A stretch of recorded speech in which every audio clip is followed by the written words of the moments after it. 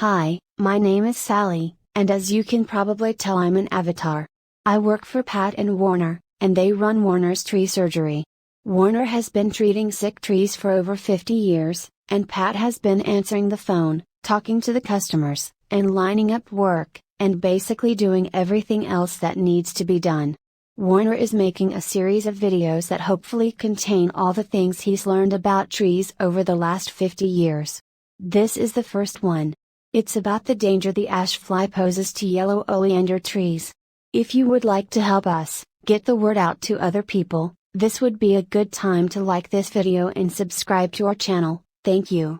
Over 40 years ago, California, Arizona and New Mexico instituted a program to get rid of the ash fly, because it was so destructive to trees and commercial crops. The ash fly basically gets in anything with the leaf, and this tiny insect can completely defoliate at least 40 species of trees. The ash whitefly has a 60-day lifespan, but for 55 days it's an aphid-like creature that is too small to see with the naked eye. The adult winged insects are just barely visible. In the past, California, Arizona, and New Mexico were successful in eradicating this pest with a combination of poisoning neighborhoods, crops, and orchards, and importing the ash fly's natural predator, a very small wasp, but at this time, as far as I know, nothing is being done about them. It's hard to see the ash fly on Texas red oak trees unless you know what you're looking for. In the past, aphids would infest Texas red oak trees' leaves, and if you touch them, they would feel sticky. Well, the ash fly does the same thing. So, if your Texas red oak tree's leaves are sticky and you live in Maricopa County, Arizona, you probably have the ash fly. The difference between the ash fly and the aphids is the ash fly will turn the Texas red oak leaves white, and if you know what you're looking for, before that happens, the top leaves of the Texas red oak tree will look a little weird. So, if you see your neighbor's trees with a few of their branches turning white, this is probably caused by a boring insect that's went completely around a particular branch, or it's caused by the ash fly. In order to control the ash fly, you need to poison the trees.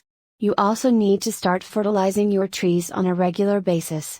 I'm going to tell you which poison to use in a minute, but first you need to understand that the poison I recommend has nitrogen in it, and too much nitrogen is bad for trees.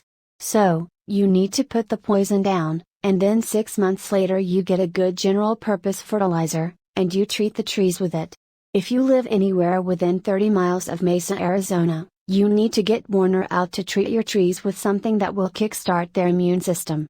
You see, every cell of every plant has enzymes that dissolve fungus, bacteria, and viruses, and because the ash fly has been in your trees, those enzymes have been depleted.